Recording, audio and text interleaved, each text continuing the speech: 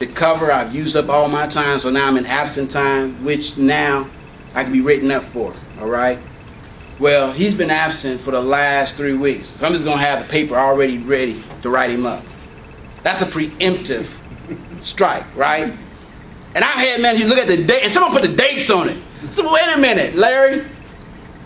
I'm picking on Larry if you don't mind. I say, Larry, okay, John was in violation on the 14th of May, but you wrote this February. Explain that to me. Well, I knew it was just a matter of time. Okay?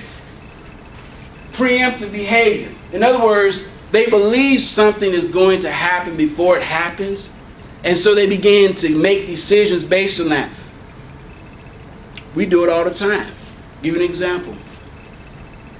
How many of you years ago either told your siblings or someone told you not to date a certain person based on what someone else heard? How many? Yeah. Okay, thanks for being honest. The rest of the ones were the ones that were told not to. And so it goes on like this. I wanted to date this one young lady, and my mother went to school with her mother, and my mom said, you know, how many of you got parents from the South? How come they make statements that make no sense? How many of you heard this? Well, baby, the fruit don't fall far from the what? The tree. I have no idea what that means. Grandma put it this way. Well, baby, you can't do what you don't know. What you don't know, you just can't do. How is that supposed to help me? And so they told me, you know, not to get involved. And I'm like, well, that's just wrong. That's just wrong. That's just wrong. And we ended up dating. We dated for about 3 days, and I realized that in this particular case, Mom was right. She was crazy. You know, head control issues. Let's talk about PEOD Model. This is highly, highly important. If you hear nothing else I say, please pay attention to this model PEOD. Now you say, Lyman, how do you come up with these crazy names? FACE and PEOD. It's not in here.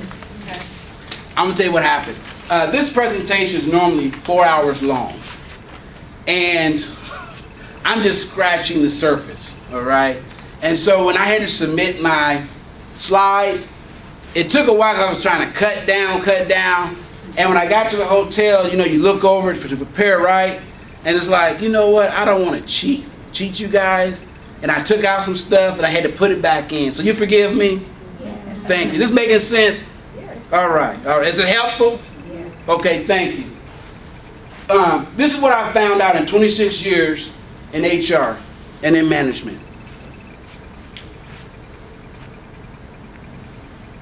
Whenever I've had to deal with any type of grievance, any type of complaint, any type of consultation with vice presidents, managers, or supervisors, the number one mistake or mission that majority of them have made has been with number one. When I ask this question, I understand you have an issue. Let me ask you a question. Did you establish expectations early on? What do you think some of the answers are? Yes. Oh, you're just scratching. Okay. Yes, in the back. What would be some of the answers you think some of the managers, even vice presidents, will say about expectations? Absolutely. Absolutely? I provided them. They know. She knows. And generally the expectations in the form of what? Job description. Is a job description an expectation? Absolutely not. I said, well, let me make it real simple. Did you sit your staff down and say, this is the behavior that we will model in our division, in our office, in our workplace? And did you model it yourself?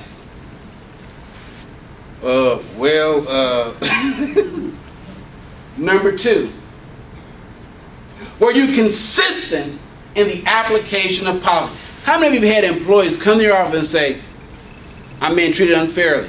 Lyme's allowed to come in late, nothing's done, nothing's said.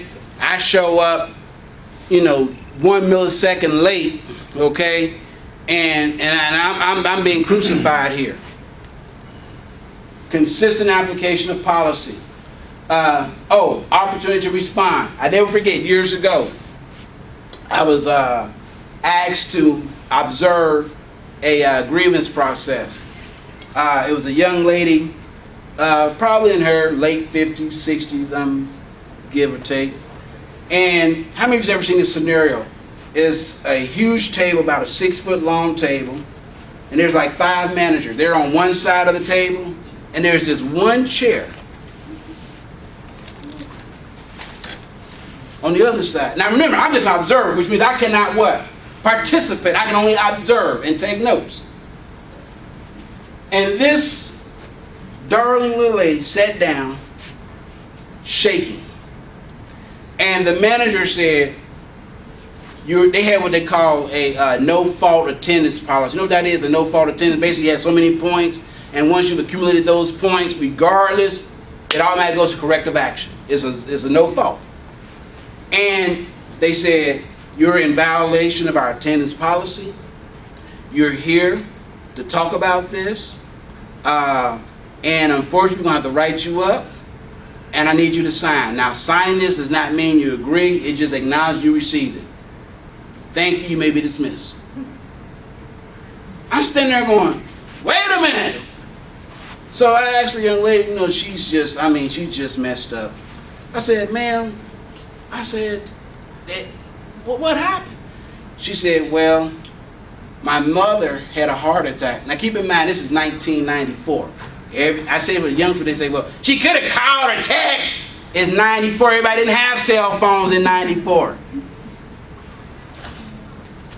I said, listen, what happened? She said, well, my mother had a heart attack, and I went to go be with my mother at the hospital because I didn't know, so I just wasn't thinking. I said, well, do they know that? They didn't ask me. Very important that you give employees, and share this with your managers, that they give employees an opportunity to respond, because the facts may say one thing, but the truth of the matter might be what? Something. Even in the court of law, there's what's called circumstantial evidence, right? There are mitigating factors, right? That it may not change the outcome, but it's to be taken under consideration. And so even though we have a policy that might be hard, fast, we're dealing with human beings, right? So always make room for mitigating circumstance or situation. Now, earlier I put trust but verify. Now that doesn't mean that you say, oh, I feel so bad. No, that's, I'm bringing documentation and all that stuff, right?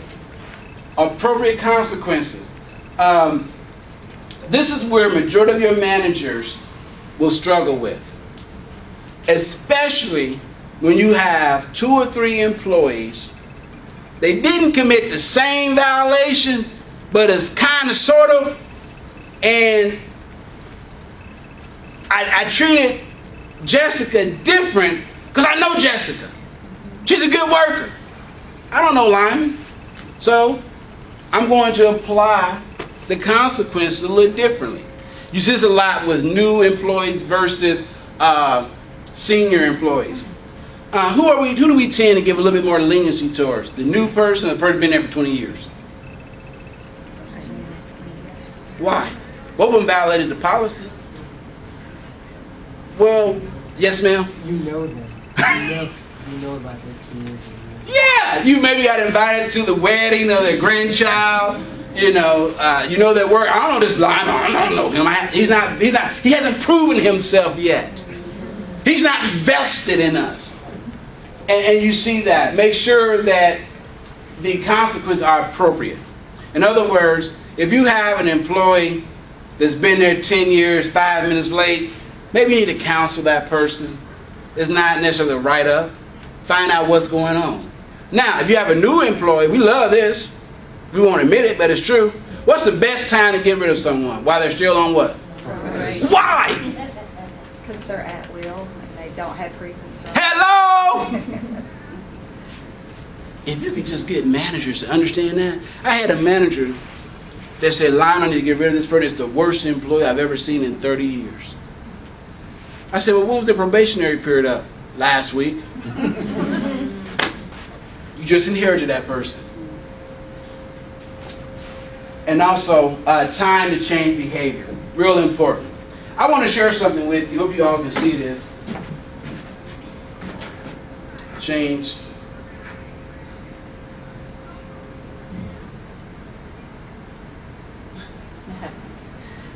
What happened? Oh man. I was connected. Oh my goodness.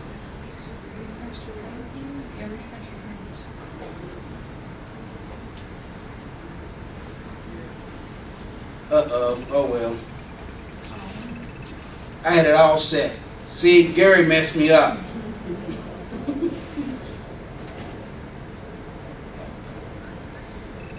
Anyhow, how many of you remember the Marshmallow Study? Stanford University years ago did a study with kids.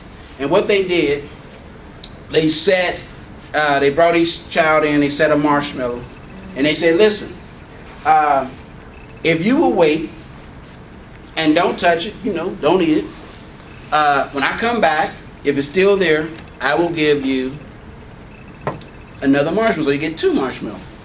What do you think happened? 75% of the time, the kids did what? They ate the marshmallow. 2 out of 3 ate the marshmallow. Well, they did a follow-up study. 15, 17 years later, they went and tracked these kids. And interesting what they found out. The ones that made the decision to wait were doing well. They graduated high school, was in college. The ones that could not wait, that made the decision, no one's looking, and ate the marshmallow, guess what their lives was like? Not so good. What did the study show? And what did it have to do with decision making? It has everything to do with this. The key to decision making is not just weighing your options or the consequences, but more importantly this. Do I have the discipline to see it through? That makes sense? Because oftentimes we make decisions based on recent information. And if we just would have waited a little longer, how many ever been in that situation? That if you had just waited, I never will forget, and with this I'm going to close. I probably only got one close. We were dealing with a situation where there were several employees that we thought were involved in this theft of intellectual property. Basically, they were stealing, we thought they were stealing some discs and some other stuff. And everyone said, listen, we want to get rid of them, They had the chief of police saying, listen, we need to prosecute. And something, I couldn't tell you what it was, said, we need to wait. We got time on our hand, just wait a little while longer. And we continue to investigate and to investigate. I said, we haven't talked to everyone. You talk to one person. How many know doing an investigation is like a thread? You start here and you just follow the thread, right? And although the evidence looked like this one individual was a co-conspirator, come to find out it was an innocent body. Actually, the other two had set this one person up to be the fall person. And here they was getting ready to make a decision to destroy this one individual's life that was just innocent. What had happened was this. It was a computer room. And the manager had known these 2 student employees. They were graduate students. And they went to one and said, hey, I forgot some stuff. Can you let me in? How many have seen this happen? Sure, no problem. Make sure you turn the lights off, right? So the camera showed what? The supervisors open the door for him, right, and leaves. Well, come to find out, the supervisor of that computer lab was just doing him a favor. Thought they were just doing an innocent favor. And if we had not waited, we would have discharged someone, they would have filed suit, and we would have lost. Why? We did not wait. Sometimes it's better. And we get criticized as HR all the time that we take too long to make decisions, but sometimes it is better. How many agree? It's better to wait and be 100% accurate than to rush to judgment and have to pay, right? Okay, one last thing. What are your questions? Can we get copies of the slides? Yes, I will resubmit them. I asked this question. Did you teach your children or others to make decisions? How many of you taught your kids to make decisions? Okay. You said trying to? They're still babies. They're still babies? Okay. Well, even babies you teach, you know. How's it working? I think we do the best we can with what we have. With what we have, yes. Best we know how, so some are better than others. Let me ask you this. Anyone care to share some of your nightmarish stories with decision making? Not you making a bad decision, but dealing with managers, supervisors that have made some horrible decisions that you've had to sort of intervene and fix. Anyone? No one? So all of you got great leaders, great supervisors. They make great decisions, right? All right. Well, give yourselves a round of applause. You've been a great audience. Thank you, thank you, thank you.